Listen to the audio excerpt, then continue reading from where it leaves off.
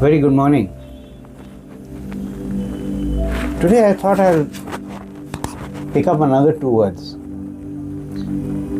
Ignorance and ignoring. Yeah, ignorance and ignoring. Ignoring, we use this word very often. Ignore it, ignore the statement, ignore that person, ignore a comment. And then we heard the other one also. He's ignorant. He doesn't know the subject. And many such things pertaining to both these things. But why is it important in our day-to-day life? How is it that we play with these two? And most importantly, I would like to focus on ignoring. So one is your ability to absorb knowledge, your ability to observe and then absorb, assimilate, process, understand for various things that you may need that knowledge for later on. And the other thing is ignoring. So ignoring can be good and bad. You would have seen that also, right? But unfortunately, many of us, we don't know when to ignore, how much to ignore. And why is it important to ignore? And unfortunately, again, ignoring something or someone is interpreted or seen as a sign of arrogance. You can easily slip into that. But that's not the point again. It's not about being labeled as something. It's about the act itself and why is it important to bring that one thing into play every now and then for your own stability, your own sanity, and your own progress. Learn to ignore. This is something we've been taught by elders in school. Again, I speak from my experience. But unfortunately, nobody has explained it as to why we need to do this, why we need to process this term, ignore it or ignore someone. Look, the way I've understood it, human beings have the faculty, and they've been gifted with this faculty, to react or respond. I've spoken about this earlier again. The trouble is the reaction bit comes out faster than the response. It's stimulus based. Someone says something on the road, either brain immediately says attack.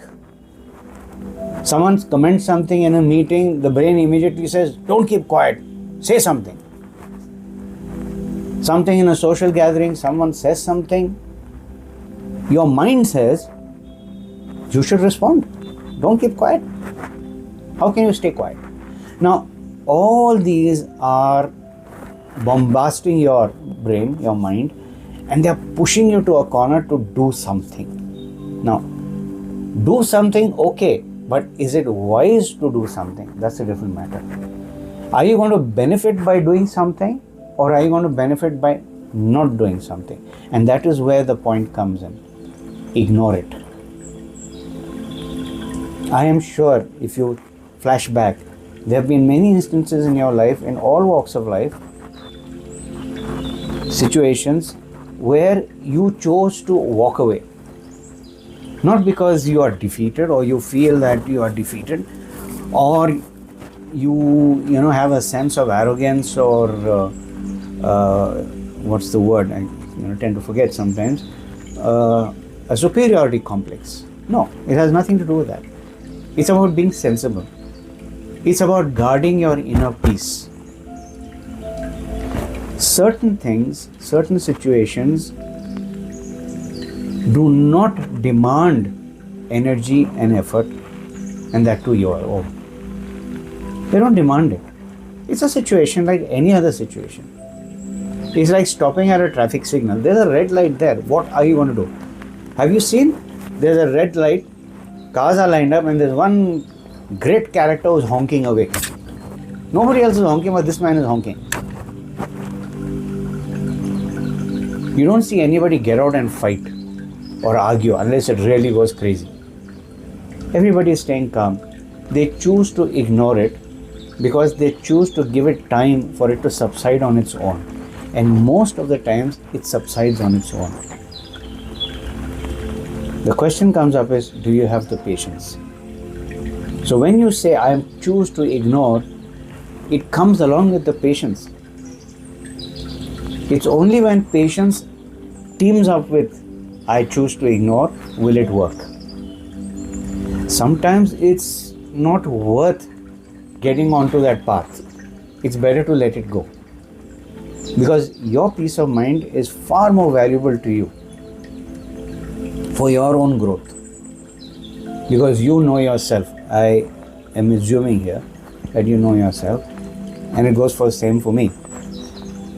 So many times when you are in a situation like in a meeting, in a conference, or it could be family, it could be outside, it could be work, anything, you are provoked, you are pushed. What do you do then? There are certain battles, if I may use the word, that are meant for later. It's not meant for public display. It's for something to get into with the other person who you have a kind of disagreement, to get into a dialogue, to listen to one point, their point of view as to where is it that they are getting derailed or disaligned with you and your thoughts. Who knows, there may be some valid thing that they are saying. We've missed it. As an individual, we may have missed it.